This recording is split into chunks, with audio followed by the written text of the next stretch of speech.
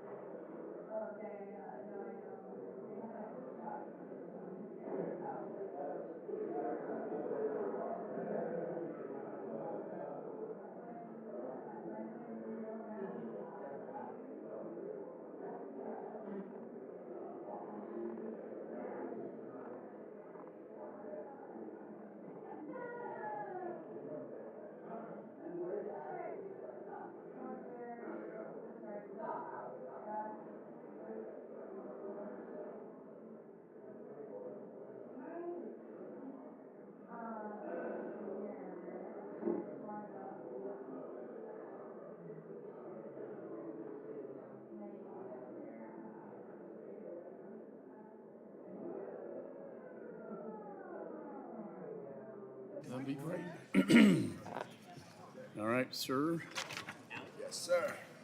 Just avoid another internecine conflict. Return that.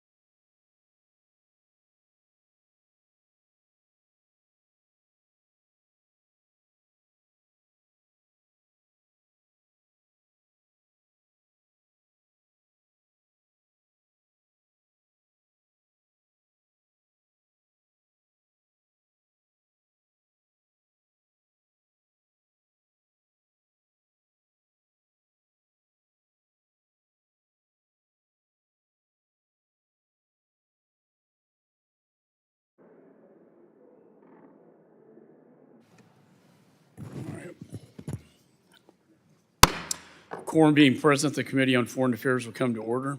Committee's meeting today for consideration of H.R. 8437, Maintaining Our Ironclad Commitment to Israel Security Act, H.R. 8315, the Enforce Act, H.Res. 616, expressing support for the people of Afghanistan, condemning the Taliban's assault on human rights and specific targeting of women, girls, and members of religious and ethnic minorities, and expressing support for any Afghans who assisted in the United States mission in Afghanistan.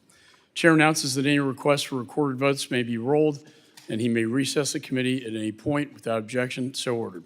Pursuant to House rules, I request that members have the opportunity to submit views for any committee report that may be produced on any of today's measures without objection. So ordered. Pursuant to notice, I now call up H.R. 8437, Maintaining Our Ironclad Commitment to Israel Security Act. The bill is circulated in advance, and the clerk shall designate the bill. H.R. 8437 to provide for congressional oversight of proposed changes to arms sales to Israel. Without objection, first reading is dispensed with. The bill is considered read and open to amendment at any point. Without objection, the McCall Amendment in the nature of a substitute, number 134, circulated to members in advance, shall be considered as read and will be treated as original text for purposes of amendment. I recognize myself for an opening statement. Recently, we have learned that the administration's ironclad commitment to Israel is not, in fact, ironclad. In an about-face, the Biden administration is now withholding critical arms necessary for Israel to win this war. This administration wants to dictate how Israel executes the war they were thrusted into. President Biden said, quote, "If they go into Rafah, I'm not supplying the weapons, period." That would be similar for us to say during World War II, my father's war, you can't invade all the way up to Berlin. You can invade all the way up to Berlin, but you can't go into Berlin to finish the job. President Biden's decision to withhold weapons, the ranking member and I signed off on and were approved and appropriated by Congress, is tantamount to an arms embargo. Israel is in a fight for its very existence, and this administration's public break with Israel has only made negotiations and victory more difficult. This decision was made without consulting Congress. We had to learn about it from the media and then President Biden's CNN interview. Congress had a long-standing role in appropriating and overseeing security assistance and arms sales to Israel. Just last month, we passed a massive assistance package for Israel, which was requested by the administration. There were no conditions, new conditions applied on this aid to Israel, and certainly none related to Rafah. President's policy is circumventing congressional intent. That's why I introduced this bill, the Maintaining Our Ironclad Commitment to Israel Security Act, to make sure that Congress has oversight of any changes the administration makes to previously approved arms sales to Israel. This bill requires the administration to notify Congress if they are going to make any changes to existing arms sales to Israel. And it gives Congress an opportunity to consider a joint resolution of disapproval regarding those changes. Red lines are meant for our enemies. Red lines are not meant for our allies and our friends. but that's precisely what this administration is doing to Israel. And what a terrible message to send to our allies. Even more dangerous message that we are sending to our adversaries. We need to stand with our partner, Israel, and keep our commitments the way Congress intended, and therefore I urge my colleagues to support this bill. Is there any further discussion on the bill? Mr. Meeks is recognized. Thank you, Mr. Chairman. I welcome Chairman McCall's effort to increase Congress's visibility into and oversight over U.S. arms transfers to foreign partners and allies, if that's really what he wants to do. And I have heard him use, in the plural, allies, multiple. We have a lot of them around the world. There are allies. So, Congress's authority shouldn't be narrowly limited to Israel alone, or done simply to serve as a politicized attack on the Biden administration. If we're going to change the process by which Congress exercises its authority and oversight, these changes shouldn't be limited to one country. It should be global in scope and nature. Unfortunately, this legislation misses the mark. Instead of appropriately recognizing this committee's global oversight role, it continues the GOP's unfortunate politicalization of the United States-Israel relationship just a mere days after the Republican majority passed a partisan-led effort attacking the Biden administration and selectively stripping the executive branch of certain prerogatives and authorities. This is not good for Israel. Fact of the matter is, in talking to a number of the Israeli ambassador and others, what they want is a joint effort from Congress, bipartisan, speaking as one, so that we're not divided, except, and it was my hope that we could work to that point, as we've done in the past. Furthermore, this bill establishes a selective and narrowly applied mechanism by which the Republican majority can further politicize the U.S.-Israel relationship. It does so by creating a new joint resolution of disapproval process which only applies to Israel. And unfortunately, in the bill's findings and statements of congressional intent, it mischaracterizes the administration's position and actions regarding the United States-Israel relationship. If you want to ensure Congress, and specifically the Foreign Affairs Committee, has additional oversight and input into changes by the executive branch to arms sales previously approved by Congress, any such change must be global in scope. This is consistent with our jurisdiction, consistent with our oversight authority, and what we have sought to do on this committee for years. Additionally, should a future president move to withhold U.S. security assistance or arms transfers to an ally or partner, for example, if a foreign government fails to dig up dirt on a political appointment, Congress must have the ability to exercise its will and prerogative in pursuit of our national security and U.S. foreign policy commitments. Now, you all know this is not a hypothetical. We've had a former president by the name of Trump take such actions. If a future president with a similar track record and clear affinity for the world's most brutal dictators was to try to pause arms to friends or allies like maybe Ukraine or Taiwan, making this bill apply globally will give Congress the ability to prevent this scenario. So let's make it for all presidents, and let's make it for all our allies, not an ally. And I think the chairman have said allies, plural, not one ally. It should be applicable for all allies. So therefore, what I will be doing is offering an amendment to expand the scope of this authority and encourage my colleagues to support that amendment and oppose the underlying bill, because then we can say something. All of our allies are looking. Ukraine is looking. Taiwan is looking. They're all looking at us.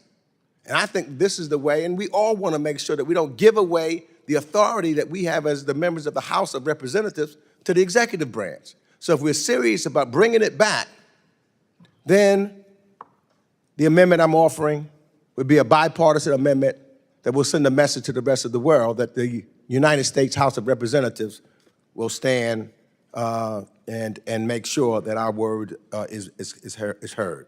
And with that, I yield back. Gentleman yields. Is there any further discussion on the bill? No, Ms. Kim. Thank you, Chairman McCall and Ranking Member Meeks, for holding today's markup. I support H.R. 8437, the Maintaining Our Ironclad Commitment to Israel Security Act. This bill will ensure that there is strong congressional oversight over the administration's proposed changes of arms sales to Israel. Yes, Congress passed, in a bipartisan vote, much-needed aid to support our ally Israel. And President Biden signed this into law. But earlier this month, President Biden switched course and defied Congress by announcing that we would pause weapons transfers to Israel, despite his claim that his commitments to Israel haven't changed. Hamas will capitalize on any delays and exploit the messaging around such a move, as it is doing with the move by the International Criminal Court to pursue arrest warrants for Israeli leaders, which makes a dangerous equivalency of Israel's actions to that of Hamas. Let's not forget that Israel was attacked by terrorists on October 7 and has a right to defend itself. The administration needs to stop playing political games with Israel's security.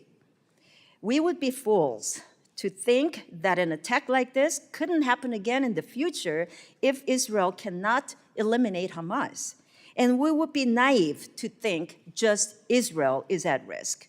So I urge my colleagues to support this bill, and I yield the balance of my time. Gentlelady yields. Any further discussion on the bill? Mr. Liu is recognized. Thank you, Chairman McCall. Thank you for your support of the national security supplemental package that provided aid to Israel as well as Ukraine and Indo-Pacific. I'd be concerned if the administration or any administration were to withhold military aid that Congress has approved and appropriated. So I'm just curious, why don't you just make this bill every country? Because we wouldn't want the administration to say, let's not give a particular weapon system to Ukraine either, right? So I'm just sort of curious if you would just amend it to just apply to every country. And we'll be entertaining that argument and discussion when Mr. Meeks offers his amendment to this bill. Got it. Thank you. I yield back. Any further discussion on the bill? There being no further discussion on the bill, the committee will move to the consideration of amendments. Does any member wish to offer an amendment? Mr. Meeks is recognized. This amendment revised the joint resolution of If the gentleman will pause, the clerk shall distribute the amendment.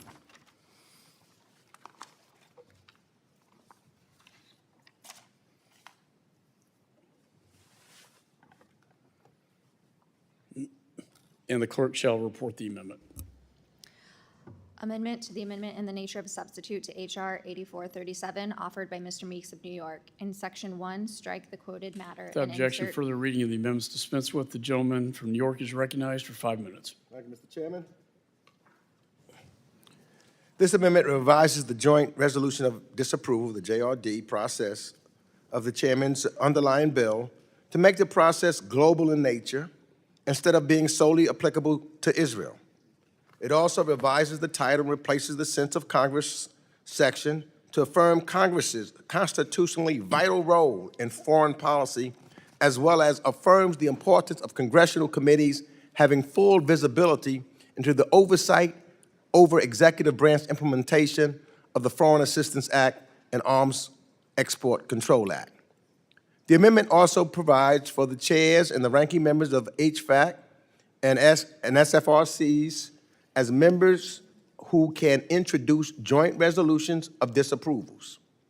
While Chairman McCall's bill only authorizes leadership to do so and adds certain criteria to the elements in Section 4 requiring the administration to analyze and report the extent to which defense articles may be used to violate U.S. laws, including the AECA and FAA. As I stated earlier, if we are to increase Congress's role in oversight over executive branch changes and policies regarding arms transfers, we should do so across the board uniformly and consistently. We should also further empower this committee, not only a select few leadership officers in carrying out this responsibility, given our unique role and insights into foreign policy matters. That's what this committee is all about. And generally, we try to do these things in a bipartisan way, irrespective of who's in charge, but working collectively together for the benefit of the United States of America and the voices of the people. As I continue to say, I do support greater insight and oversight authority. I think Congress needs to make sure that we are the voices of the people, but not as the product of this single, and I believe politicized attack, as we've heard, just focused on Joe Biden. That's it. It gives them an avenue to say Joe Biden didn't do this or Joe, but let's talk about our jurisdiction as part of a broader effort to increase this body's oversight responsibilities. That sounds reasonable, sounds something that we could do collectively. And so I think that both Democrats and Republicans should support this amendment, and we are strengthening thereby our authority as members of the House Foreign Affairs Committee, and we should do that jointly. And with that, I yield back the balance of my time. Gentleman yields. I now recognize myself for in opposition of this amendment. While I appreciate the desire to expand the scope of this bill, and I appreciate the arguments that the ranking members made, I just want to take a moment to remind everyone what brought us here today at this moment in time. This bill, as its name suggests, is intended to reaffirm Congress's enduring ironclad, as the President said, commitment to our friend and ally Israel. Since 1948, at the request of both Democrat and Republican administrations, Congress has appropriated some $130 billion to Israel to help maintain its qualitative military edge. And despite the historically close coordination between Congress and the executive on this issue, it's become clear in recent weeks that the executive no longer feels compelled to work with us to ensure Israel's security needs are met, as they have in the past. We have to find out about the pause in weapons shipments from the news, not from the administration. I believe that's unacceptable. Why single out Israel, you may ask? Because this president singled out Israel by taking the unprecedented step of publicly threatening to defy congressional intent by withholding weapons to Israel, including those already approved by this committee, with zero congressional consultation. This, in my view, creates a damaging perception that despite our security assistance agreement, our commitment to help maintain Israel's military edge, Israel's major non-NATO ally status, and multiple bilateral cooperation agreements, that the United States is not a reliable partner in times of Israel's need. This will only embolden our adversaries and drive our allies and partners to deepen relations with our adversaries like Russia and China. It also flies in the face of decades-long bipartisan, bicameral support for Israel and historically close cooperation between the executive branch and Congress.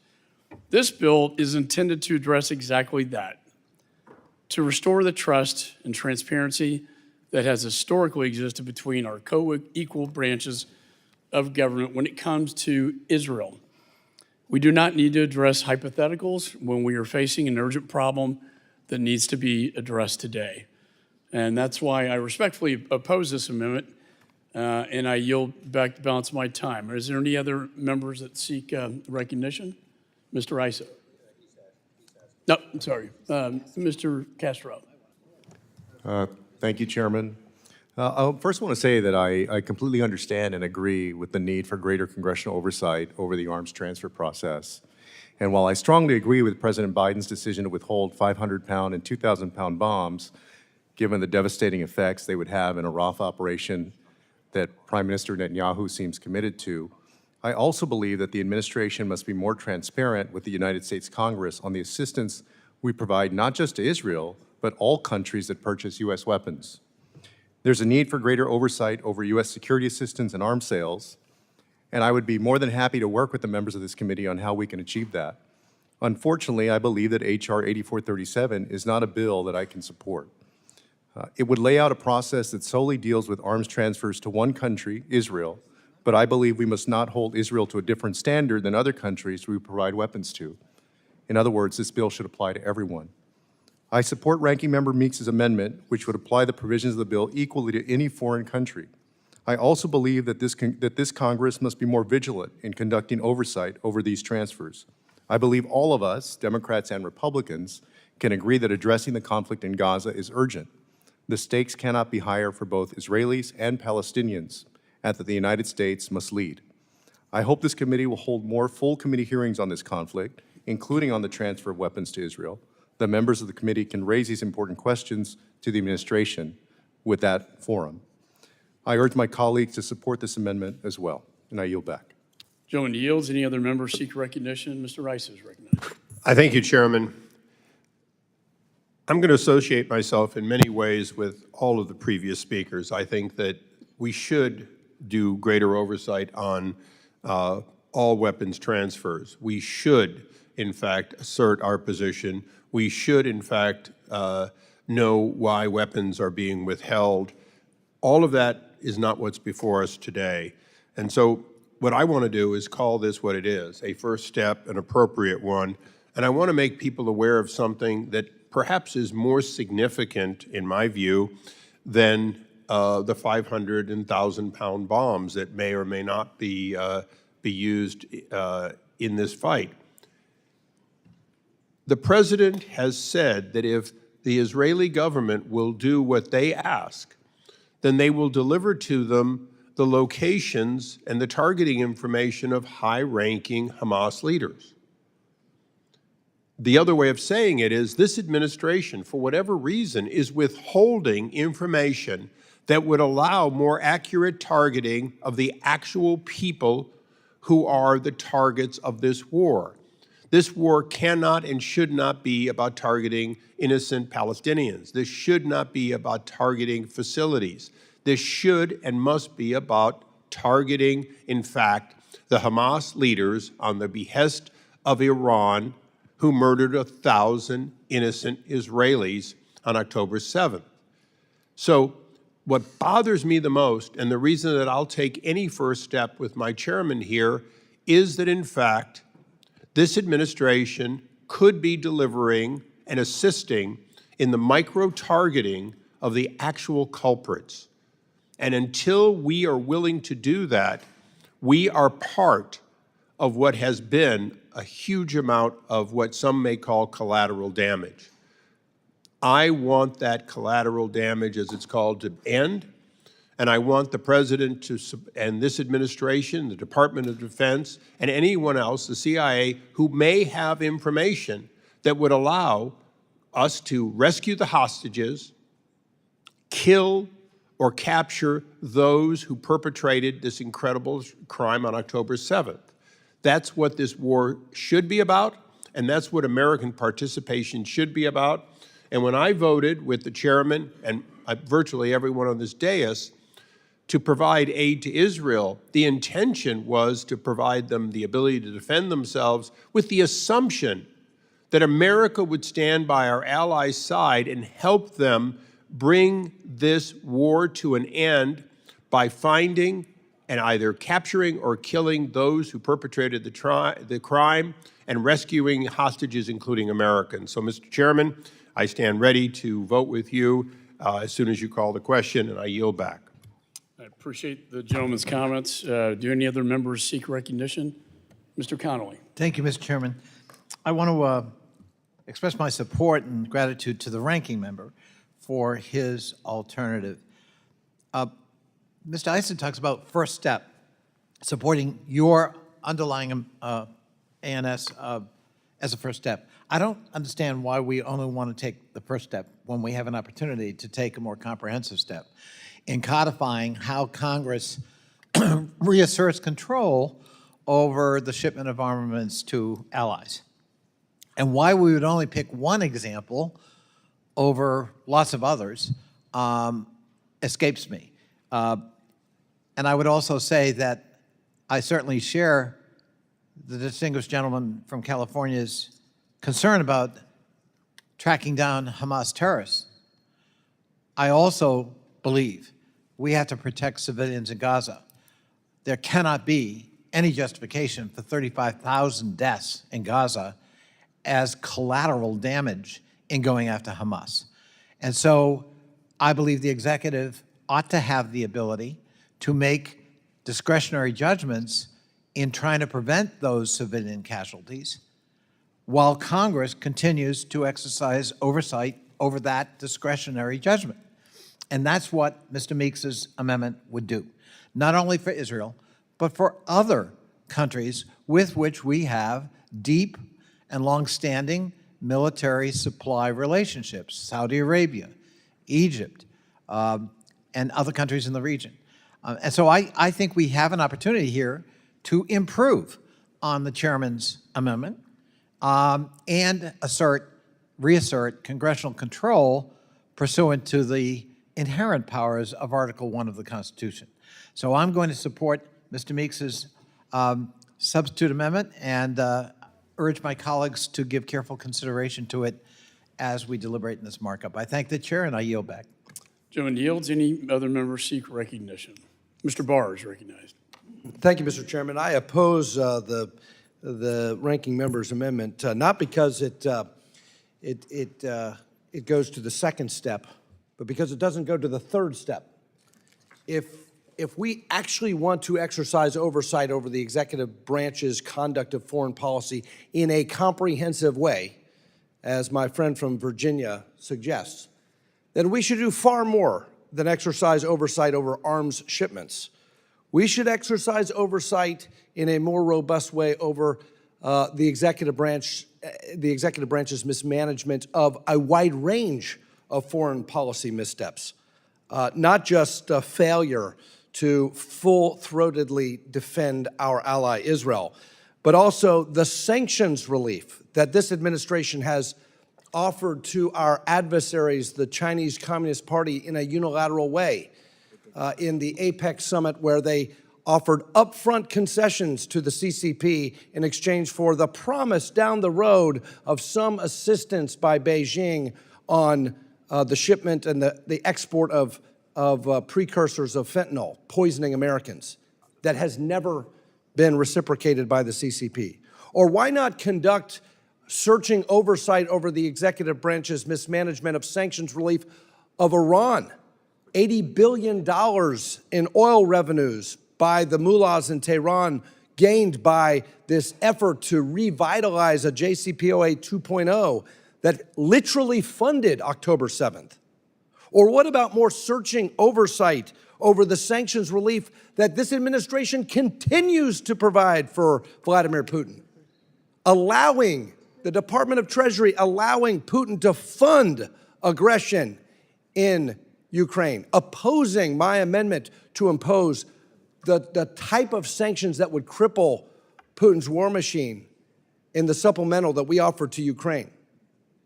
If you really want to take the second step and the third step, as my friends on the other side of the aisle say, why don't we amend the ranking member's amendment so that this committee actually has more comprehensive oversight over the mismanagement of foreign policy by this administration? I oppose the amendment because the suggestion that this just doesn't go far enough doesn't hold water, because all of us need to do a better job with oversight over the massive failures of this administration's foreign policy and the weakness that the Biden administration is projecting on the world stage in every conflict, ranging from Israel, Ukraine, and our defense of Taiwan.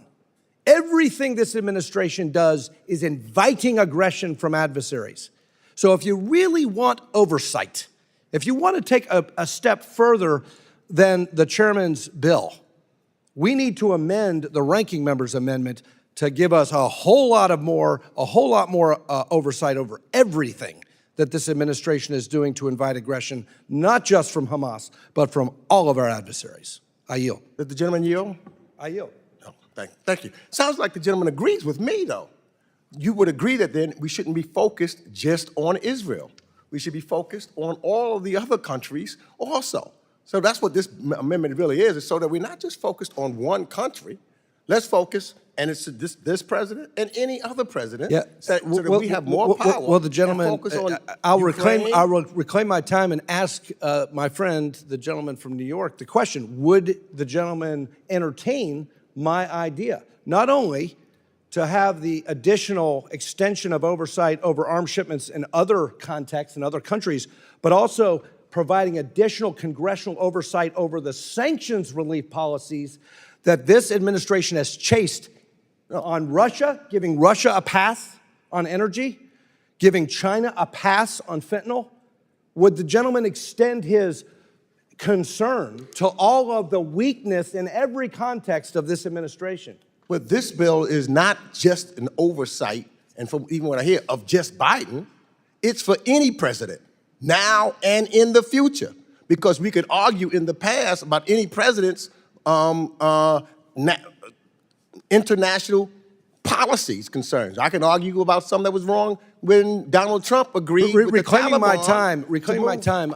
I would entertain an amendment that actually did what the gentleman is suggesting, which is to say to assert congressional oversight and retain our authority over sanctions relief. The fact that the Biden administration has provided a lifeline to Vladimir Putin by consistently and repeatedly giving this thug in Moscow the ability to finance this war shows weakness. The fact that this administration continues to provide sanctions relief to Beijing when they are systematically poisoning the American people, we should be asserting oversight over that as well. So if the gentleman would entertain the idea of amending his amendment so that we could assert a veto over the sanctions relief that this administration has delivered to all of our adversaries all over the world, I might be more interested in the gentleman's amendment. We can talk about that as long as it's for any president, even future presidents, not just this one administration. We're talking about the ultimate authority of this committee for any president of the United States. Well, I agree with that. I agree with that. This shouldn't be a partisan issue. It's about the congressional role in foreign policy, and the idea that we should not have a role to play in stopping misguided policies like a JCPOA, which literally financed Hamas's war against Israel, suggests that we should have a larger role here. I yield. Gentleman's time has expired. Do any other members seek recognition, Mr. Sherman? Mr. Chairman? Mr. Sherman. Yes. I like the chairman's bill. I like the ranking member's amendment. I even like Mr. Barr's idea. I'll vote for the chairman's bill. I'll vote for the ranking member's amendment. I can't vote for Mr. Barr's idea because he hasn't drafted it yet. But I would join him in the idea that it's time for Congress to play a more assertive role in foreign policy. This committee should have a State Department authorization bill every year. And it should be tied to foreign ops approps or NDAA so that the Senate has to deal with State Department authorization every year rather than just ignoring whatever authorization bill we pass. Now, this bill is modest, but it's a modest step toward congressional oversight over something very similar to something we already have oversight of. We have oversight over the green light. The president wants to send a weapon system. Mr. McCall, Mr. Meeks have to sign off. Well, it's just as important a decision for the president to have a red light and to say that certain weapons are not going to be transferred to Israel. And as I understand this bill, it creates a similar approach. It would take a unified Congress to actually prevent that president's red light from being applicable. As I understand this bill, it would take not only an affirmative vote of both houses to require the president to ship the weapons, in this case to Israel, but that would be subject to a veto. We need 2/3. But at least we would have some congressional oversight and some congressional say, and a unified Congress, should that ever occur, could actually override a presidential decision. Article 1 of the Constitution is Article 1 because our founders wanted to put policy making in the hands of the elected representatives of the people. Especially in the foreign policy area, things have drifted way too far. So I like a bill that deals with Congress having a role in this important decision as to whether, and future decisions on arms shipments to Israel.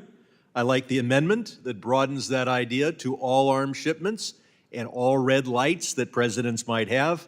And I'm happy to talk to Mr. Barr about his legislation, but I can't fail to vote for a good bill and a good amendment in favor of an idea, because I can't vote for an idea, and I yield back. Gentleman yields. Any other members seek recognition? Ms. Dean.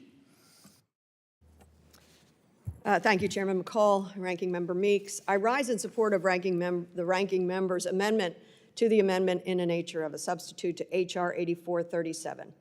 This amendment simply takes the process proposed by the underlying legislation by the chairman and makes them more broadly applicable, quote, to any foreign country, all of our allies, anybody that we send weapons to, instead of singling out and making this unique to Israel. Expanding the scope of these processes to include all countries would ensure consistency in how Congress exercises oversight over the proposed executive branch changes to arms sales on the global basis. What is key to note? The core provisions of the underlying legislation that outline the notification, the review, the congressional disapproval processes would remain applicable to Israel. There's no reason to worry about Israel because Israel would be protected, our oversight ability would be protected in this amendment. They would just apply to any other country receiving U.S. defense articles or services. If the intent of this bill is truly to strengthen the ability, our ability in Congress to perform our valuable responsibility of oversight of executive pauses to arms sales, then there should be no hesitation in adopting this amendment. It only expands and confirms congressional visibility into these activities. I want to correct the record on one thing that the gentleman from California said. His concern over micro-targeting, the ability of Israel to micro-target. Let's remember what this pause was. It is on 1,800, 2,000-pound bombs. These are not bombs that are micro-targeting Hamas leaders.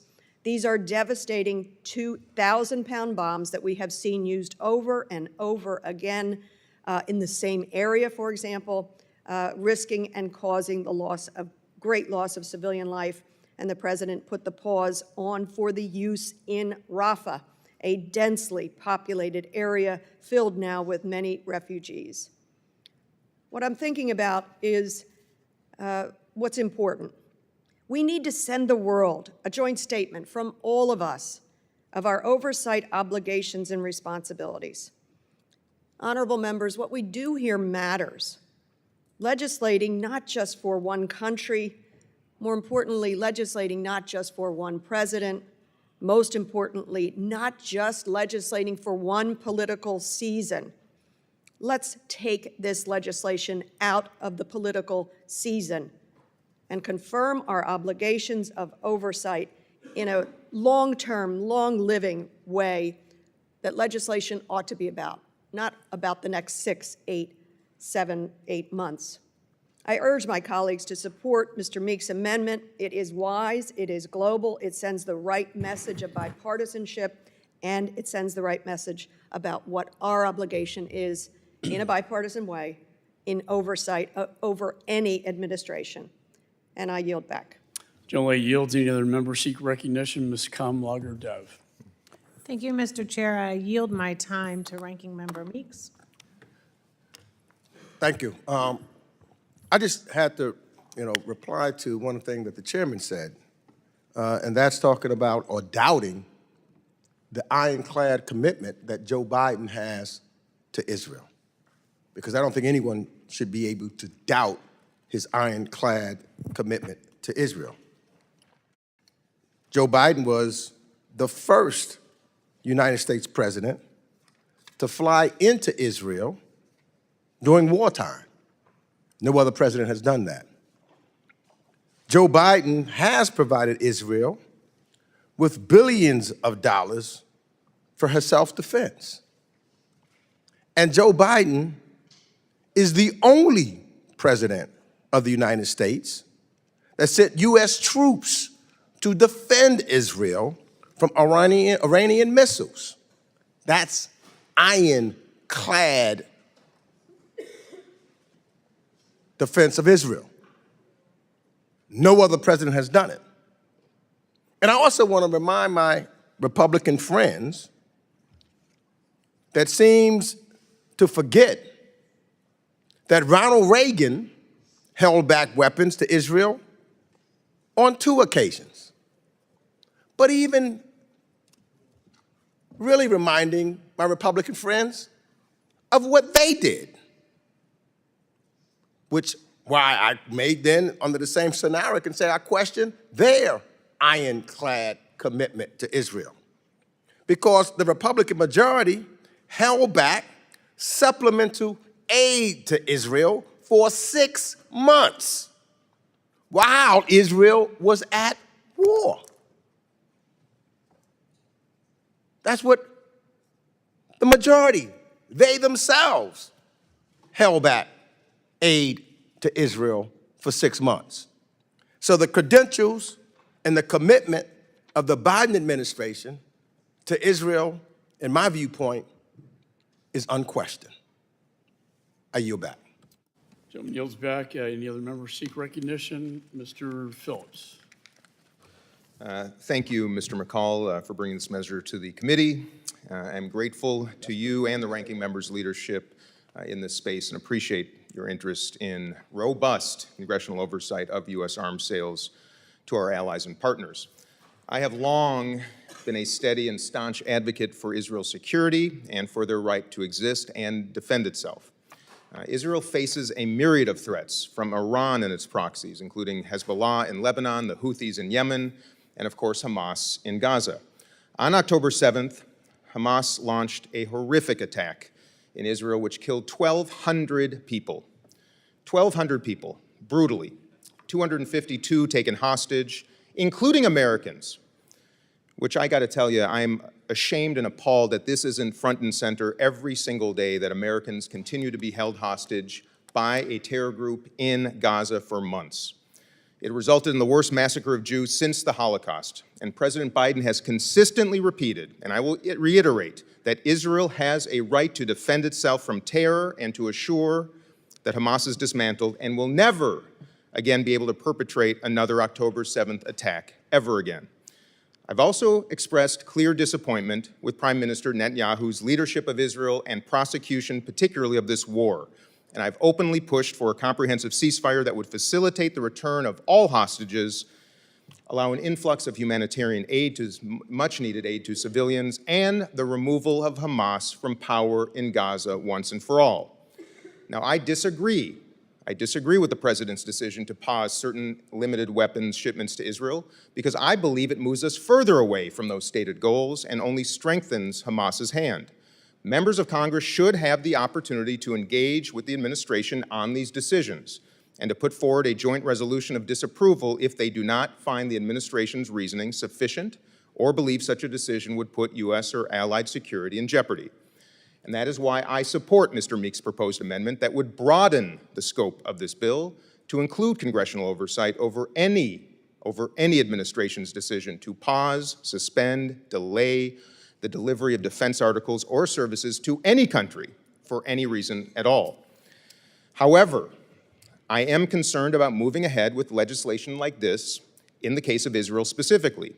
We talk a lot in this body about a double standard that exists with respect to how Israel is treated on the international stage vis-a-vis other countries, and I agree. Earlier this week, we saw this happen with the International Criminal Court, the ICC, in which the prosecutor equated Israel with Hamas.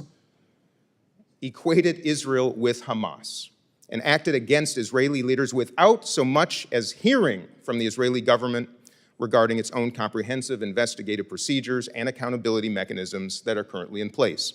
And yet, when the majority moves to upend the existing arms sale process to create a different standard just for Israel, it only ends up being used by Israel's adversaries to undermine Israel's credibility.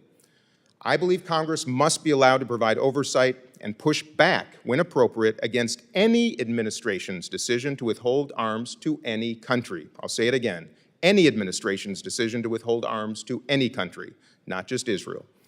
Therefore, I support Ranking Member Meeks' amendment, and I do urge my colleagues on both sides of the aisle to support it as well. With that, I yield back. Thank you, Mr. Chair. Gentleman yields. Any further discussion? Mr. Stanton. Schneider. Excuse me. Thank you, Mr. Chairman. I rise in support of the ranking member's amendment to the chairman's amendment in the nature of a substitute.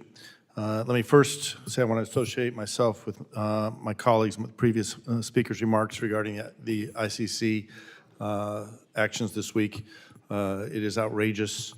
It is the false equivalency between Hamas and Israel must not be allowed to stand, and I look forward to speaking with Secretary of State later today on actions the United States might be considering to take.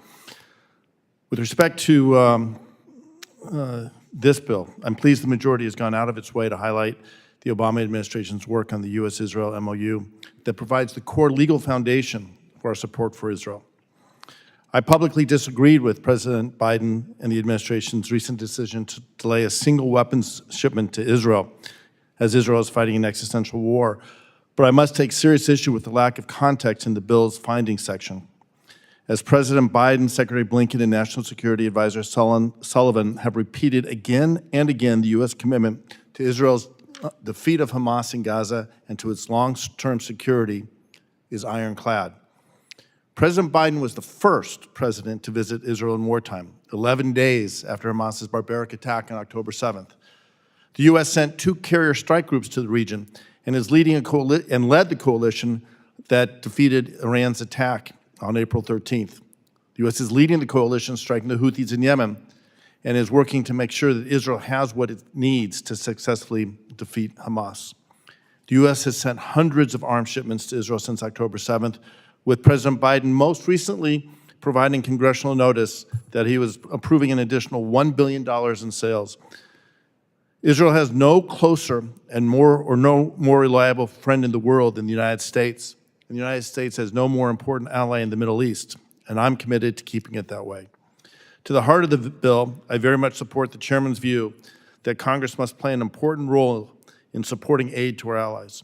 However, the U.S.-Israel relationship should be a model for how we work with our closest allies across the world. If a future administration should decide to abrogate our commitments to NATO, commitments established by Congress, or Ukraine, or Taiwan, Congress must be able to first to use these tools to assert its prerogative on those matters as well. The ranking member's amendment shows that the ironclad U.S.-Israel relationship should be a model rather than an isolated instance. The United States must support our allies in Europe, the Middle East, and the Indo-Pacific, and do so consistently and reliably. I urge my colleagues to support the ranking member's amendment. I yield back. Gentleman yields. Any further discussion on the amendment? There being no further discussion, the question now occurs in the amendment offered by Mr. Meeks. All those in favor signify by saying aye. Aye. All those opposed signify by saying no. No. In the opinion of the chair, the noes have it, and the amendment is not agreed to. Roll call vote has been requested pursuant to the chair's previous announcement. This vote will be postponed. Are there any further amendments? Mr. Self is recognized. Thank you, Mr. Chairman. I speak on behalf of Mr. Davidson's amendment to H.R. 8437, the Arms If the Sales to gentleman Israel will Act. pause, the clerk shall distribute the amendment.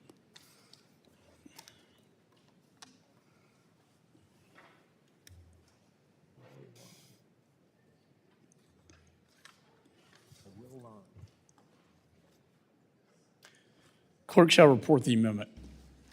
Amendment to the amendment in the nature of a substitute to H.R. 8437 offered by Mr. Self of Texas.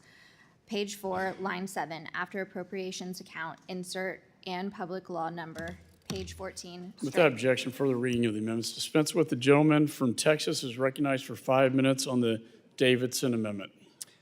This is directly applicable to our previous discussions. Section 6 of this bill defines the type of, quote, covered defense articles and services that this bill applies to. Specifically, subparagraph 5 includes Section 506 of the Foreign Assistance Act of 1961, better known as Presidential Drawdown Authority. Mr. Davidson's amendment would strike this language and remove the Presidential Drawdown Authority from the definition. Since the October 7th attack, the President has not notified Congress regarding his use of the drawdown authority for Israel. Allowing this provision to remain in the bill sets a terrible precedence that permits Congress to intervene in that process if any president chooses to pause, suspend, delay, or abrogate the delivery of items to a foreign nation, even as part of a policy review. The PDA is meant to be a unilateral capability that allows the president to transfer defense articles and services from U.S. stockpiles to foreign countries without congressional approval during an emergency. Earlier this month, we saw President Biden delay shipments of bombs with precision guidance for use against tunnels to Israel, an action which Mr. Davidson and I strongly oppose. H.R. 8437 should stay narrowly focused on this circumstance by only including foreign military sales and direct commercial sales in its definition of covered defense articles and services under Section 6. Again, I want to be clear, while this administration recently delayed the delivery of weapons approved by Congress, there isn't a single incident since October 7th where this administration halted delivery of weapons to Israel through the use of his drawdown authority. I believe this is a fair amendment and allows every future president to maintain discretion over drawdown authority. If our colleagues want to discuss reforms to PDA, then Mr. Davidson and I am happy to have that conversation, but this bill is not the way to go about it. Precedent is powerful, and we should not set this dangerous precedent in this bill. In addition, Mr. Davidson's amendment also addresses Section 4 of this bill, which outlines information that a congressional notification must contain if a sale to Israel is paused, suspended, delayed, or abrogated. Specifically, number 5 on that list includes a description of the source of funds. However, it only asks for the identification of an applicable appropriations account. Congress recently passed pro-Israel packages, such as the Further Consolidated Appropriations Act and the Israel Security Supplemental Appropriations Act. This amendment simply amends this subparagraph to add in a public law number. This ensures members would know the actual appropriations account in question and the law passed by Congress in which funding was allocated for the defense articles and services. For example, both of these appropriations bills included funding for the Foreign Military Financing Program for Israel. If this administration or any future administration pauses an FMS sale to Israel or an FMF sale, the appropriations account listed in their notification would be the same. There'd be no difference. We wouldn't know the law. However, the public law number would be different. Moving forward, it's important for Congress to differentiate between all these packages so we know exactly what's being paused and why. The more information we have, the more thorough the congressional review process can be. It would mean that members of Congress can be confident about their votes on a disapproval resolution if a circumstance eventually amounts toward that action. Mr. Davidson thanks the chairman and his staff for their work on this amendment. I urge my colleagues to support it. With that, I yield back. Gentleman yields back, and we say I support this amendment, Davidson amendment. I thank the gentleman for this amendment to remove presidential drawdown authority from the bill. This authority, as you pointed out, has not been used for Israel in many years. This amendment addresses specific aspects of the base bill, and I'm grateful for the gentleman's efforts to improve the text, and I urge support from my colleagues on this amendment. Does any other member seek recognition on this amendment? There being no further discussion, the question now occurs on the the Davidson amendment offered by Representative Self. All those in favor signify by saying aye. Aye. All those opposed signify by saying no. In the opinion of the chair, the ayes have it, and the amendment is agreed to. Are there any further amendments? Mr. Castro is recognized. Thank you, Chairman. I'd like to call up amendment that's at the desk, Castro 110. The clerk shall distribute the amendment.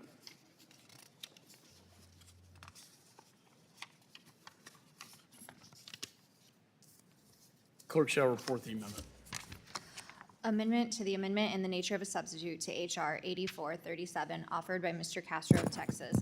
At the end of the amendment, add the following. Section 7 modification. Without objection, further reading of the amendments dispensed with. The gentleman is recognized for 5 minutes. Thank you, Mr. Chairman. The underlying Arms Export Control Act has a provision that requires the President to notify this committee of any delivery of defense articles if the chairman and ranking member of this committee jointly request that notification. As written, the law requires that the chair and ranking member jointly request that the President provide notice of the delivery of defense articles subject to the Arms Export Control Act. The chair and ranking member have to request a notification for particular foreign military sale transfer, and therefore need to know about the impending delivery in order to request such a notification, defeating the whole purpose of the provision.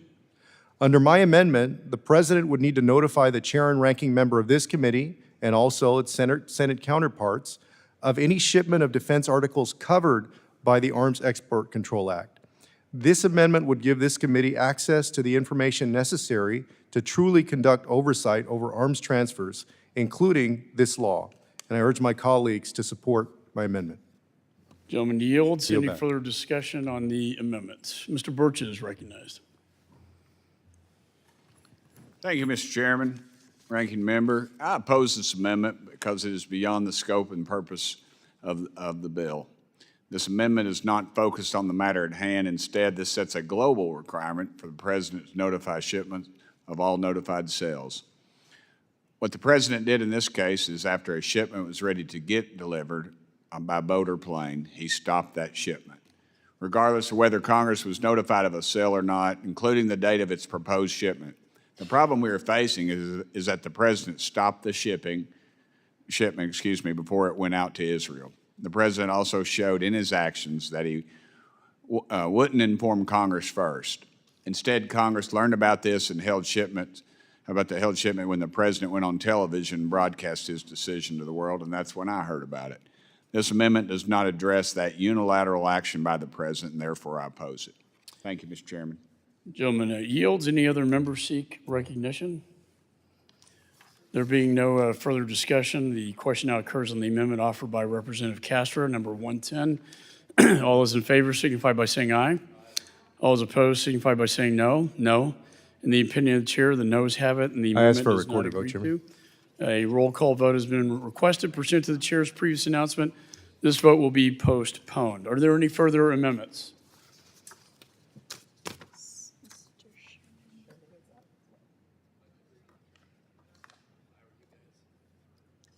He's not here.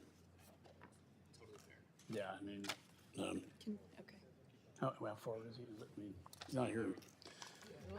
There being no further amendments. Can you give me the?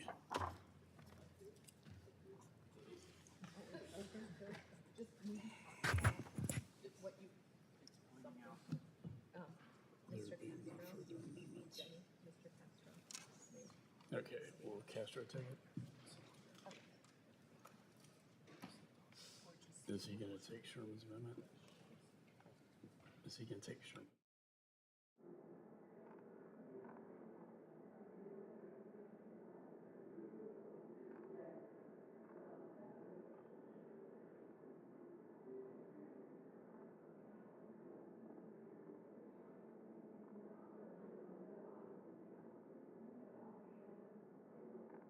there any Chairman, I'd like to further call up amendments? Sherman Amendment number 102. The clerk shall distribute the amendments.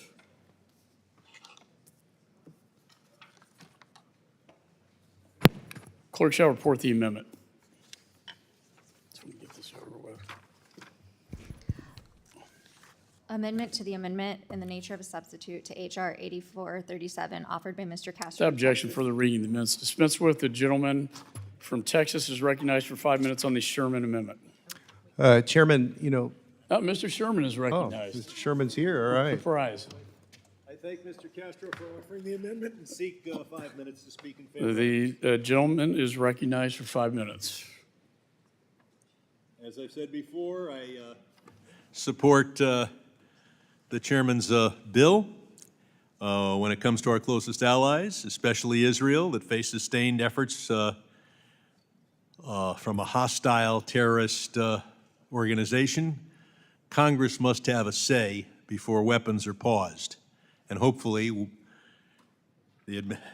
those weapon deliveries will not be paused. I especially want to thank Mr. Castro for introducing this amendment for me. Last week, we voted on the floor on the Israel Security Assistance Support Act, which I voted against, because I believe this legislation will be substantially better. However, I think it needs an amendment to put in context the recent controversy. Yes, Biden has paused one type of weapon for what may be a short time. And there is discussion about how this is somehow an unprecedented rupture in the U.S.-Israel alliance. It is not unprecedented. It is not near as significant as some are making it out to be. I am confident that all of the weapon systems Israel needs will be delivered long before Israel needs them. And in fact, the particular weapons not being delivered are weapons as to which Israel has an enormous, a large stockpile already. But what my amendment does is identify the fact that in 1956, 1967, 1975, 1981, 1982, and 2014, under a host of different presidents, we have also seen the interruption in aid or weapons used to drive home the U.S. position on this or that issue. In 1991, President George H.W. Bush delayed $10 million of critical loan guarantees in an effort to get Israel to freeze settlements. A decade prior, President Ronald Reagan withheld the deliveries of F-15s and F-16s and halted the shipment of artillery shells. In 1956, Dwight Eisenhower threatened sanctions not only against Israel, but also Britain and France in an effort to force a withdrawal from the Sinai Peninsula and the Suez Canal. In 1967, President Lyndon Baines Johnson imposed an arms embargo on everyone involved in the Six-Day War, including Israel. And in 1975, President Gerald Ford warned that he would reappraise ties with Israel in an effort to pressure the Israeli government. This is a complicated relationship. It is a close relationship. It is a long-standing alliance. But there are times when various presidents have taken actions to temporarily withhold aid or weapons. Some of those interruptions may have been merited. Some, perhaps all, I did not agree with. But in any case, decisions like this should reflect not just the executive branch of government. So for that reason, I support the bill. I think the bill, by adding this additional finding, will put in context and will undermine the efforts by enemies of Israel to say that there is some rupture of major and unprecedented significance between the Biden administration and the government of Israel. America stands strong behind Israel. It has stood strong behind Israel in prior decades. There have been these particular instances which should be referenced, and I yield back. Gentleman yields. I want to thank the gentleman for his amendment, which I'm pleased to accept. I also want to thank him for being a co-sponsor of the Ironclad Act. The purpose of this bill is to facilitate congressional oversight of any executive branch policy changes regarding security assistance and arms sales to Israel. This amendment makes the historical case for why this bill is necessary and why it's important, so therefore I'm pleased to support it. Any other members seek recognition? Mr. Schneider is recognized. Just a quick point of clarification.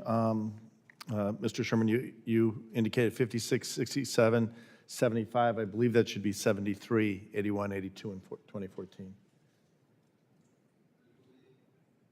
You believe instead of 1975, it should be 1973? I believe it was during the Yom Kippur War. I'll have to check my research on Just that. to check.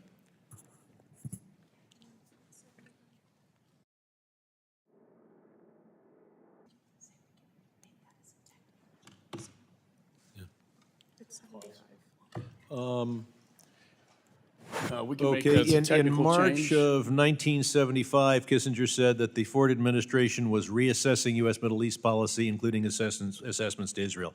So while something that I may not have referenced may or may not have occurred in 1973, I've referenced 1975 and this report on a statement by the Ford administration, March 1975. Does the gentleman yield? Any other member seek recognition? Mr. Self is recognized. 1973, I'm glad we brought that up because that was a truly existential threat to Israel. And that's when America immediately shipped tens of tons into Israel immediately, much like we have today. That was ironclad. I'm not sure today is. I yield back. Gentleman yields. Any further discussion? There being no further discussion, question now occurs in the amendment offered by Representative Sherman, 102. All those in favor signify by saying aye. Aye. All those opposed signify by saying no. In the opinion of the chair, the ayes have it, and the amendment is agreed to. Are there any further amendments? There being no further amendments, further proceedings on this bill are postponed.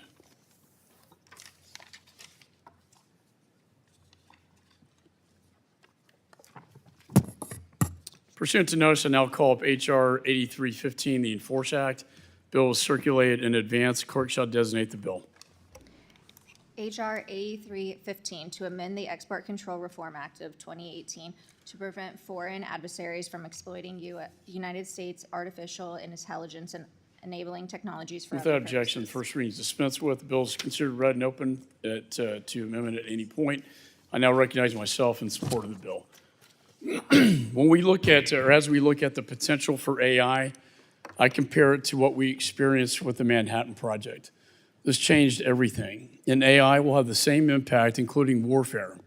AI will permeate every facet of our economy and military, serving as a bedrock upon which our prosperity and security rest. That's why safeguarding our most advanced AI systems and the technologies underpinning them is imperative to our national security interests.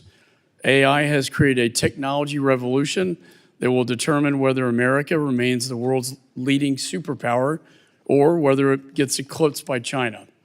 These technologies can be used to safeguard democracy, or they can be used for surveillance and oppression. The U.S.-China Economic and Security Review Commission reported last year that China is using commercial AI advancements to prepare its military for a war with Taiwan.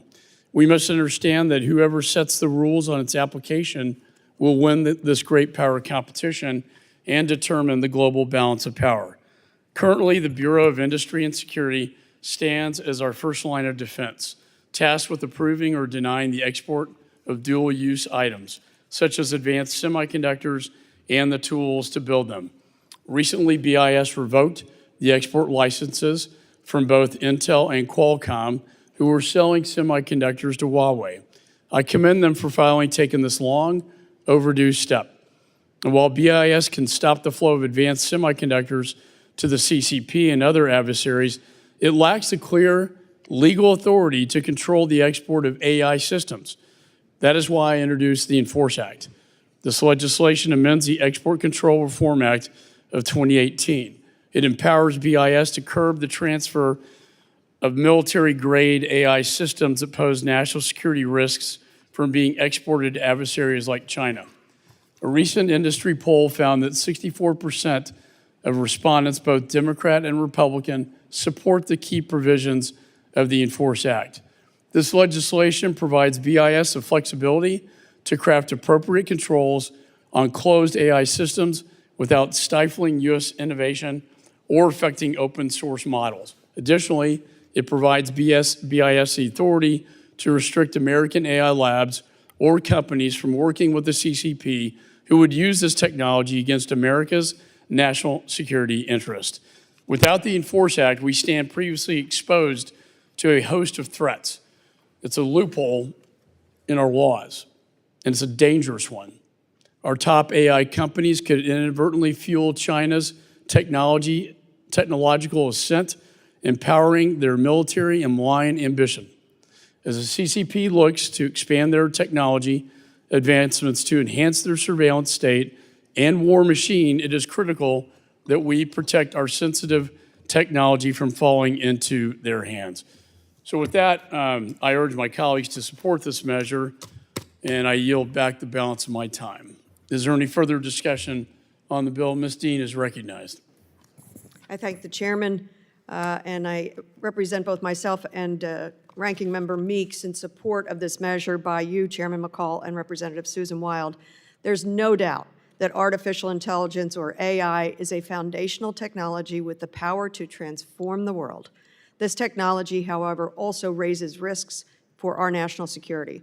There is concern that our rivals, like the PRC, will use AI in ways that will harm U.S. interests and U.S. national security.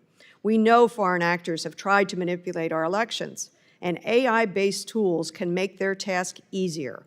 AI systems can also be used to power autonomous weapons and strengthen offensive cyber and military capabilities.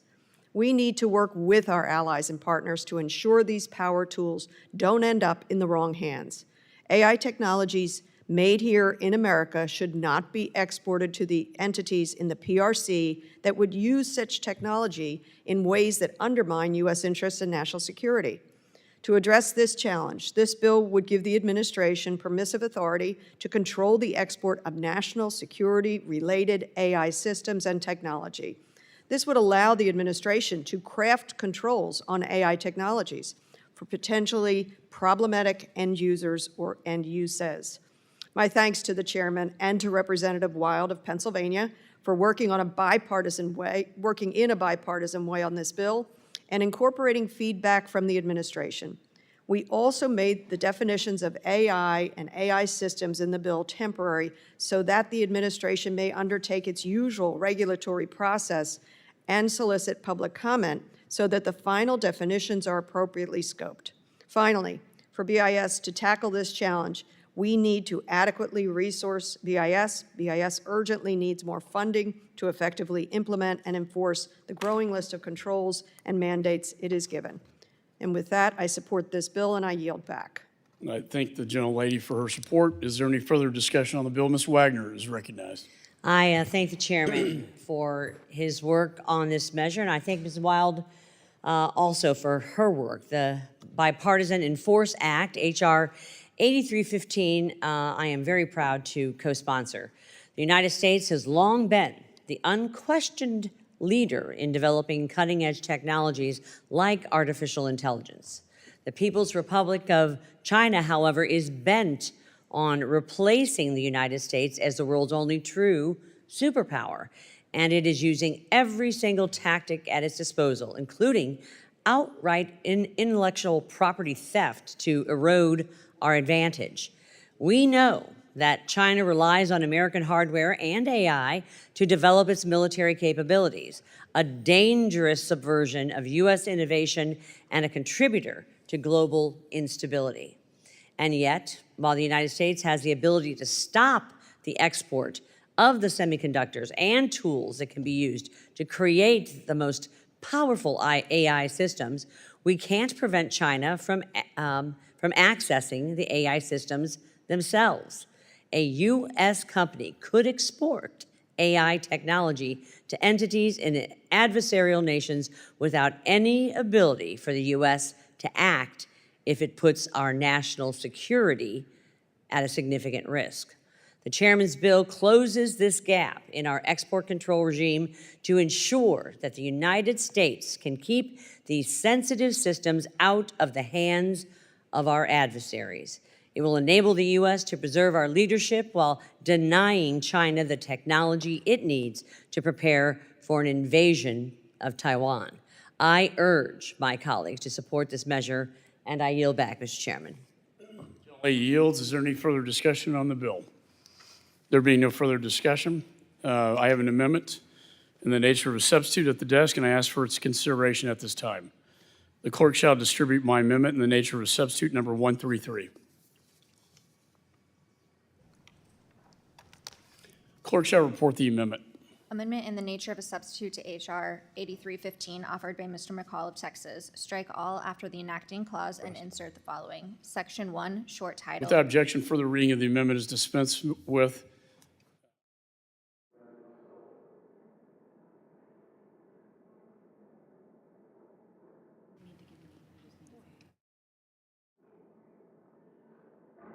Is there any discussion on the amendment? There being no discussion on the amendment, question now occurs on the amendment in the nature of substitute 133 offered by myself. All those in favor signify by saying aye. Aye. All those opposed signify by saying no. In the opinion of the chair, the ayes have it. The amendment is agreed to. Are there any further amendments? There being no further amendments,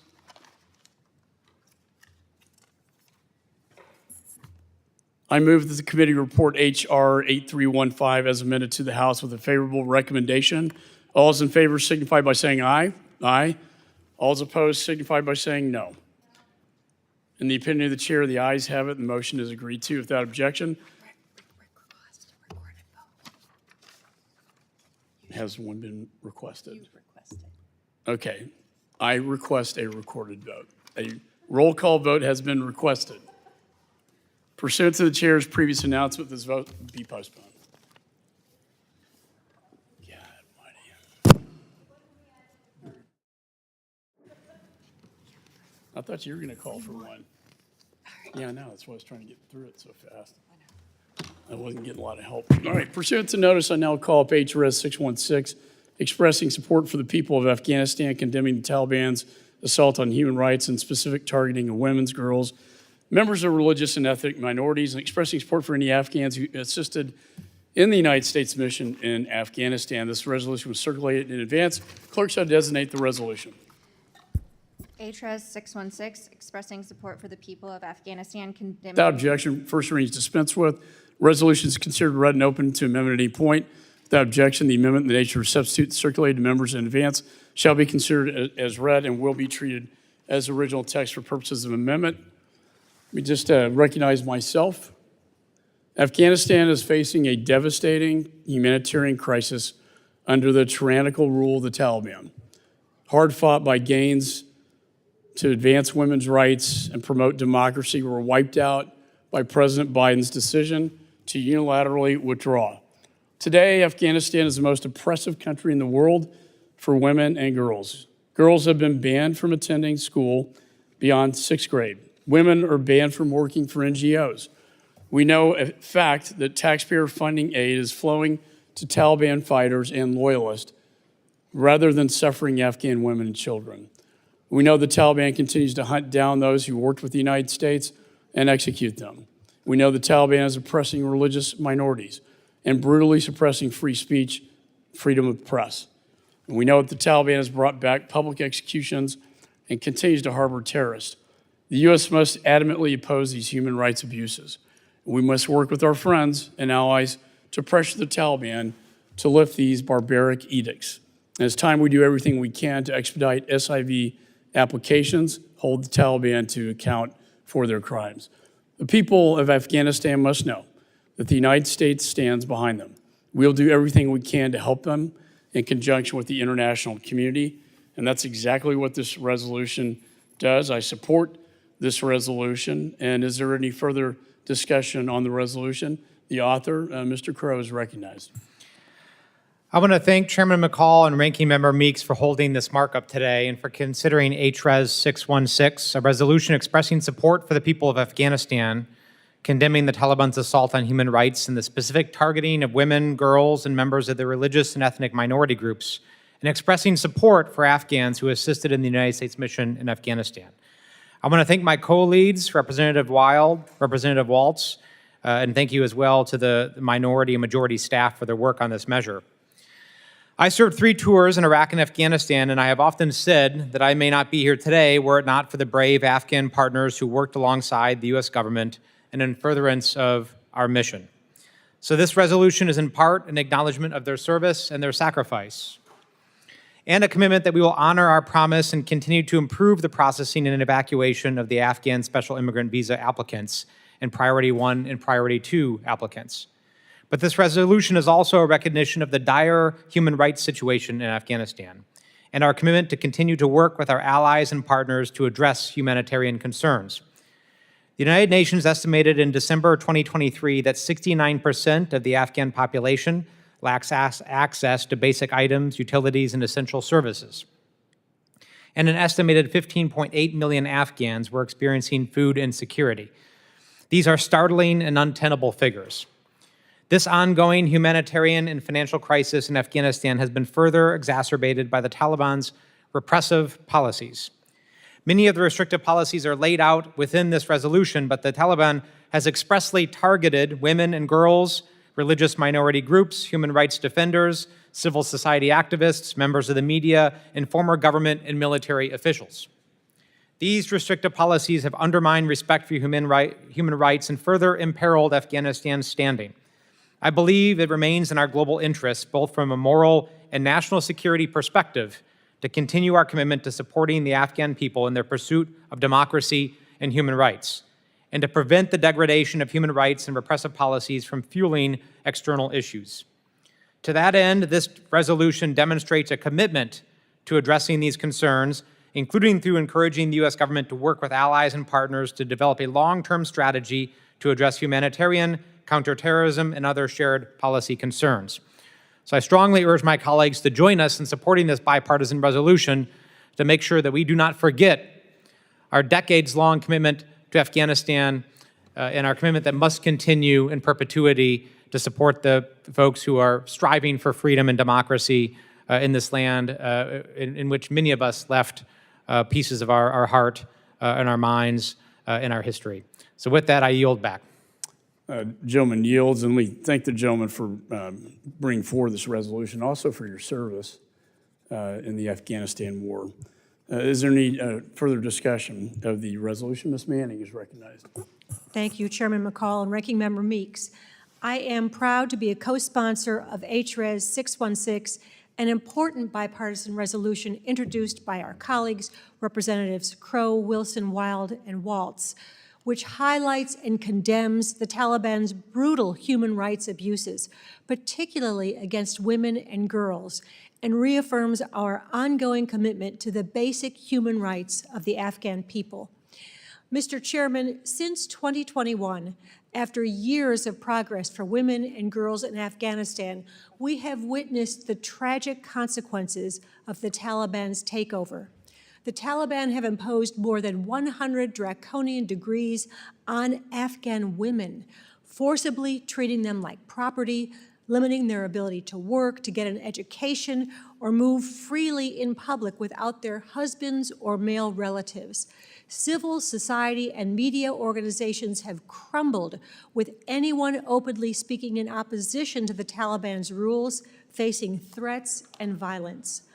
Earlier this year, the MENA subcommittee held a hearing with officials at the State Department and USAID who testified about the devastating reality for Afghan women, the Taliban's harsh restrictions, and the severe physical and mental health impacts these women are experiencing as a result. We need to mobilize the international community to put pressure on the Taliban and to provide basic human rights and opportunities for half of its population. But we must also do much, much more to support the Afghan people. That is because the Taliban continues to fail to meet the basic needs the Afghan people deserve. According to the World Food Program, Afghanistan is on the brink of economic collapse, with the local currency at an all-time low and food prices on the rise.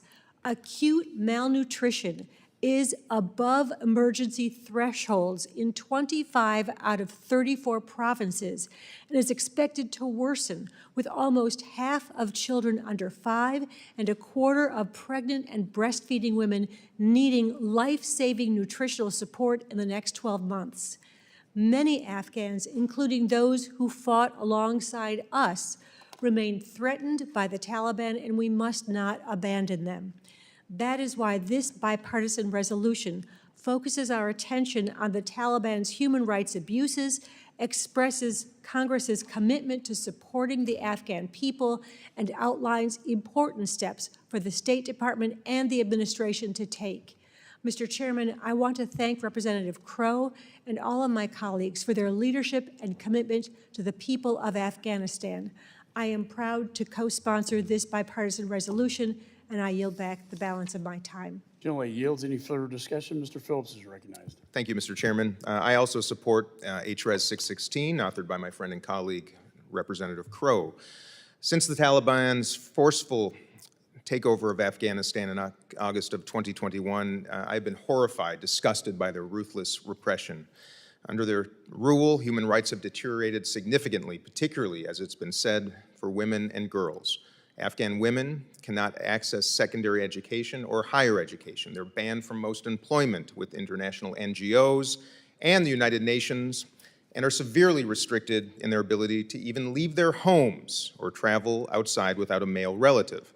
What's more, the Taliban have cracked down on local media and freedom of speech, arresting and detaining journalists, civil society activists, and human rights defenders who dare raise their voices to question the Taliban's extremism.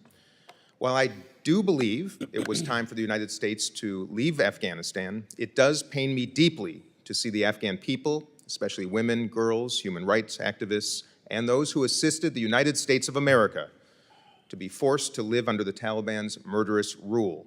The United States has not and should not recognize the Taliban's corrupt regime. Nevertheless, as this resolution lays out, we must continue to stand by the Afghan people and support them during these challenging times. More than 28 million people, almost two-thirds of the Afghan population, needed humanitarian aid in 2023, and over half of the population, over 23 million, will continue to require such aid to survive in 2024. The United States humanitarian assistance contributions to Afghanistan are an integral component of our support for these struggling people. And while we must ensure that we have the proper oversight and accountability to ensure the aid does not fall into the hands of the Taliban, we must be sure not to turn our back on the population that is suffering one of the world's worst humanitarian crises. I am heartened, though, by the bipartisan support this resolution has garnered, and I hope that it will yield more opportunities to work together to create a comprehensive policy towards Afghanistan that continues to prioritize the Afghan people, human rights, countering terrorism, and expediting processing and evacuation of Afghan civs, P1 and P2 applicants. With that, I'm proud to co-sponsor this measure and urge its expeditious consideration on the floor. And with that, Mr. Chair, I yield back. Gentleman yields. Any further discussion on the resolution? Ms. Wild is recognized. Thank you, Mr. Chairman. I rise in support of my friend and colleague, Representative Jason Crow's resolution, HRES 616. I am proud to be a co-lead of this bipartisan effort to stand with the people of Afghanistan in view of the Taliban's systemic attacks on the rights and dignity of women and girls, religious and ethnic minorities, journalists, and dissidents, among many others. We cannot remain silent in the face of injustice.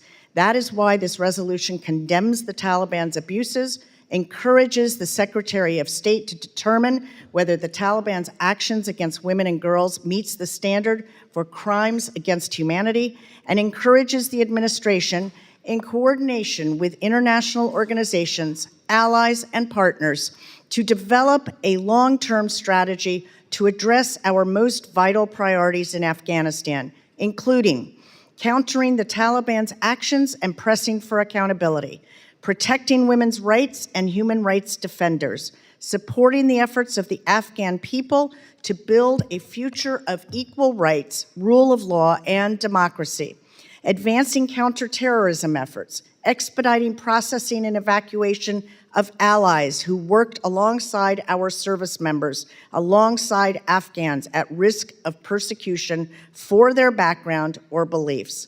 On behalf of our service members who risked, sacrificed, and lost so much in our nation's longest war, let us come together to support a future that is worthy of the Afghan people. Thank you, Mr. Chairman. I yield back.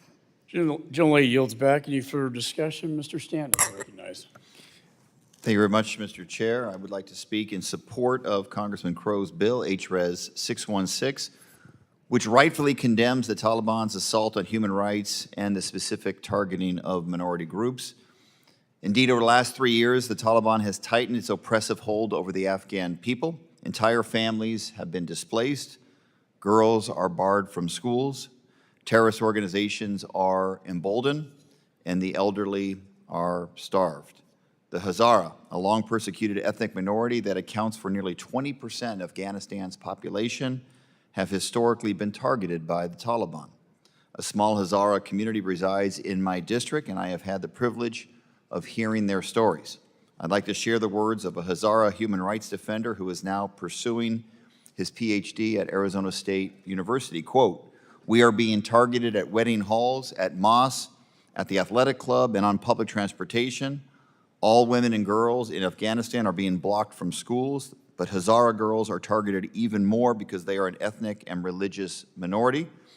We are tired of the disappearances, tired of the casualties, tired of the war," unquote. HRES 616 also reminds us of that many Afghans who served the United States mission in Afghanistan are targets of the Taliban. This includes the fearless members of the female tactical platoon, many of whom identify as Hazara.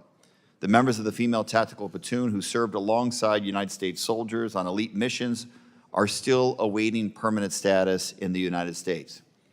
I bring their stories before the committee again and again to underscore the importance of congressional action to support them.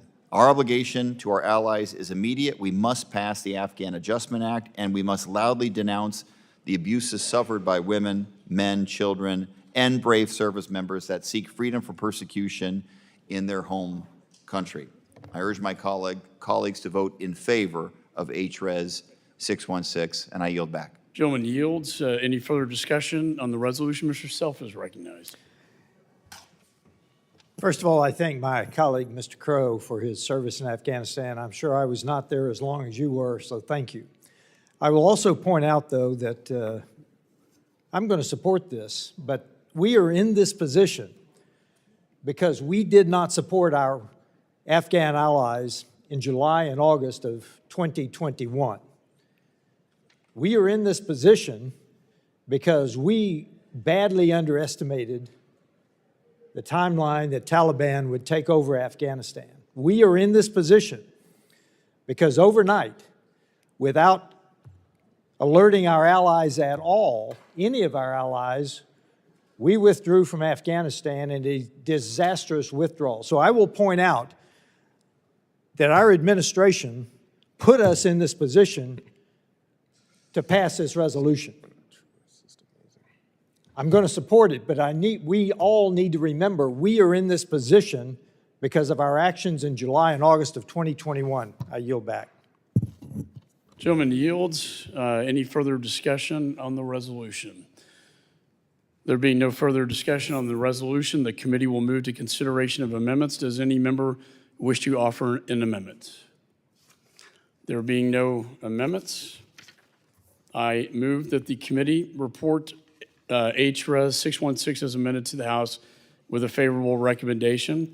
All those in favor signify by saying aye. Aye. Aye. All those opposed signify by saying no. In the opinion of the chair, the ayes have it and the motion is agreed to. Without objection, the motion reconsiders. Mr. Chairman, I ask for a recorded vote. Motion reconsiders laid on the table, and a roll call vote has been requested. Pursuant to the chair's previous announcement, this vote will be postponed. With that, the committee will stand in recess. We will reconvene at 12:30 to vote.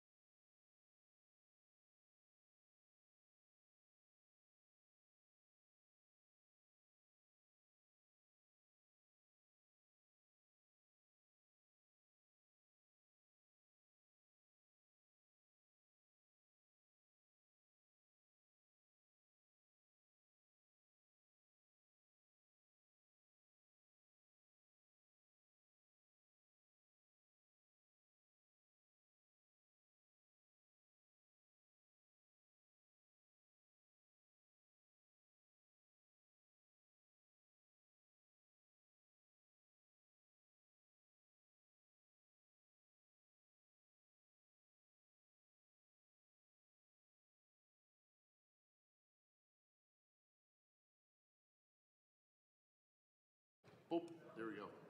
Hello, there we go. Hey, Dwight, you're right, the switch was in private. So I'll go back to where I was. Mic check from the witness table. 1, 2, 3, 4, 5, 6, 7, 8, 9, 10. Mic check. 1, 2, 3, 4, 5, 6, 7, 8, 9, 10.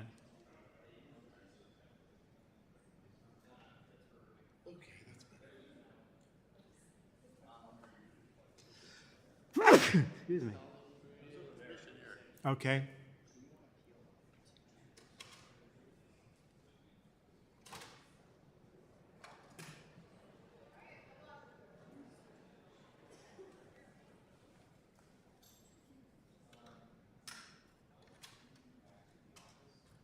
That's blinking. Yeah. No, we're almost done.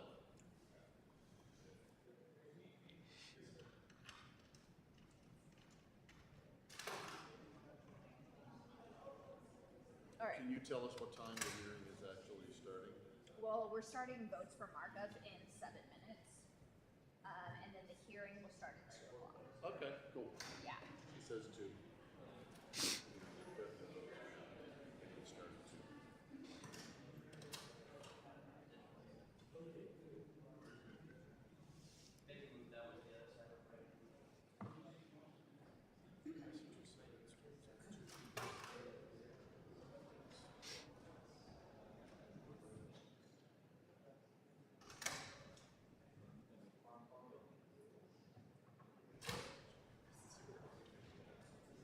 The hearing doesn't start until 2. I'm not sure if it's open to the public yet. Yes. It may be, I don't know. This hearing starts at 2. Yeah, you're really early.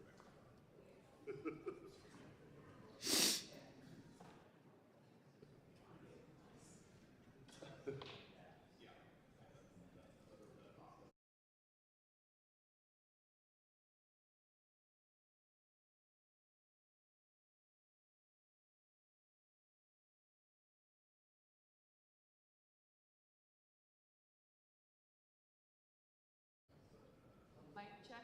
Yeah, well, he'll just do it. Yeah.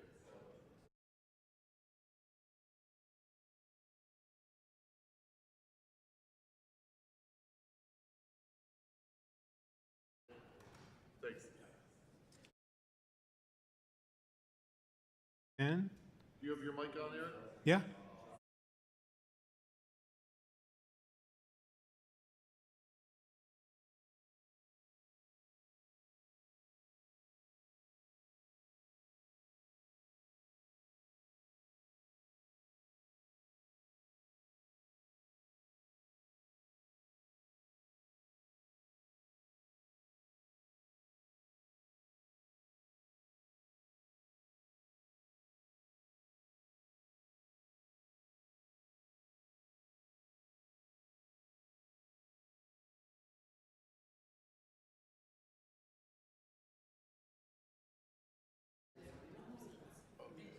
Oh, okay.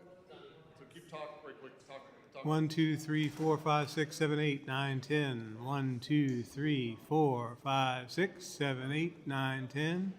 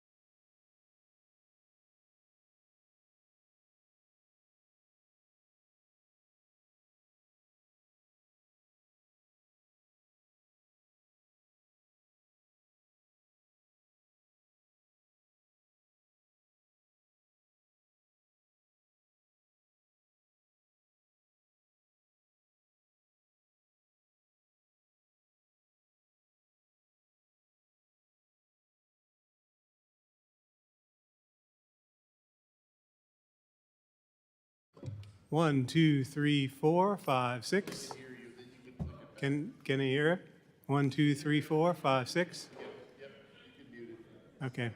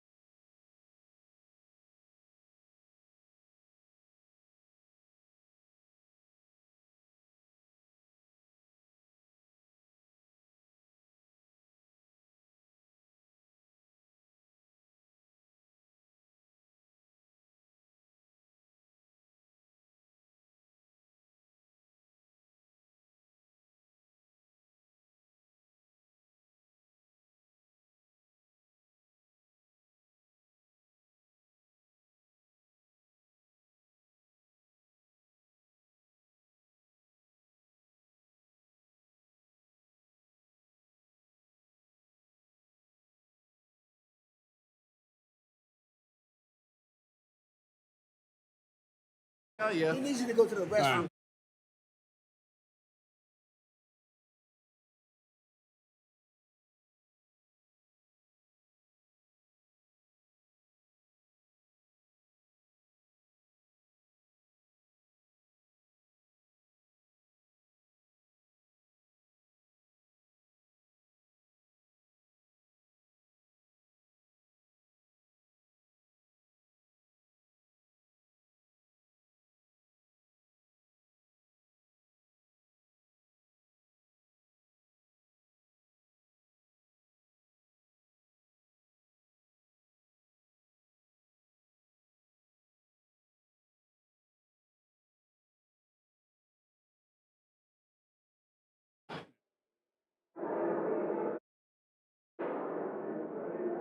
Come to order.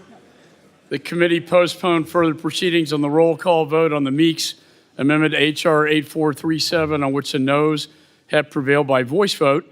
Question now occurs on agreeing to the amendment. Members will vote using the electronic voting system. The clerk will open the vote.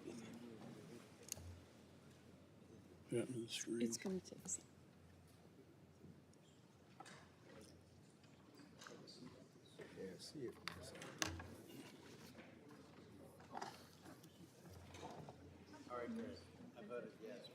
You should be voting no. Oh, my screen is not on, his screen is Yeah, not on. well, hey, Click it on. can we get the screens on? This row of screens are not on. Got it. Wait, which, on the clicker? Click on.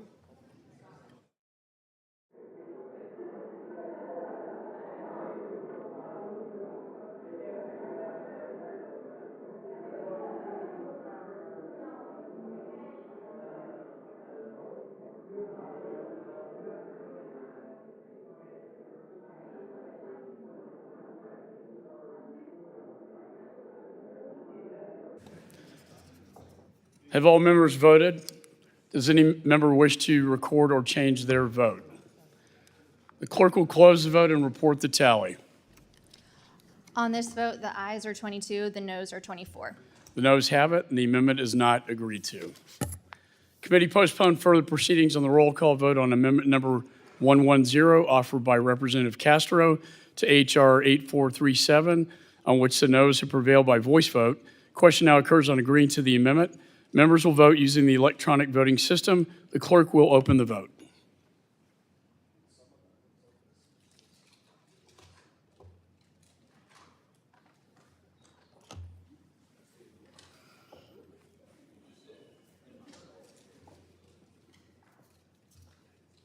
Can you do my next?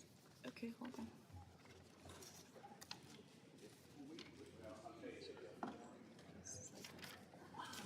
Wait, no. Where's the next one? I know, but don't. Yeah, just give me my next page. Yeah. All right. Have all members voted? Does any member wish to change their vote? Clerk will close the vote and report the tally. On this vote, the ayes are 22, the noes are 24. The noes have it, and the amendment is not agreed to. There being no further amendments, I move that the committee report H.R. 8437 as amended to the House with a favorable recommendation. All those in favor signify by saying aye. Aye. All those opposed signify by saying no. No.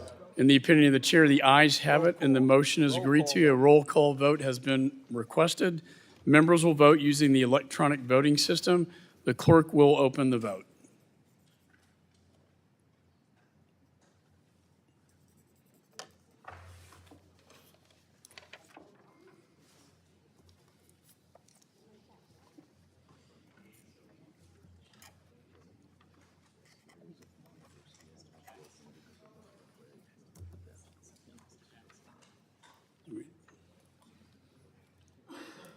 Have all members voted? Does any member wish to change their vote? Clerk will close the vote and report the tally. On this vote, the ayes are 33, the noes are 13. The ayes have it, and the motion is agreed to. Without objection, the motion reconsiders laid on the table. Measure is ordered favorably reported as amended. as a single amendment in the nature of a substitute. Staff is authorized to make any technical and conforming changes. Committee postponed further proceedings on reporting H.R. 8315, the Enforce Act, as amended favorably to the House, on which the ayes prevail by voice vote. Question now occurs on reporting the measure to the House with a favorable recommendation. Members will vote using the electronic voting system. The clerk will open the vote.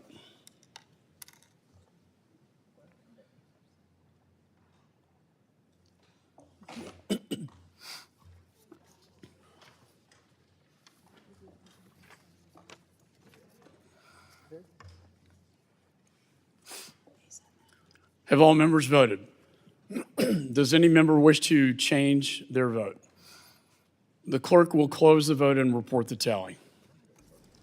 On this vote, the ayes are 43, the noes are 3. The ayes have it. The motion is agreed to without objection. The motion reconsiders laid on the table. The measures ordered favorably reported as amended as a single amendment in the nature of a substitute. Staff is authorized to make any technical and conforming changes. Committee postponed further proceedings on reporting HRES 616, expressing support for the people of Afghanistan, condemning the Taliban's assault on human rights and the specific targeting of women, girls, and members of religious and ethnic minorities, and expressing support for any Afghans who assisted the United States in its mission in Afghanistan, as amended favorably to the House, on which the ayes prevail by voice vote. Question now occurs on reporting the measure to the House with a favorable recommendation. Members will vote using the electronic voting system. The clerk will open the vote.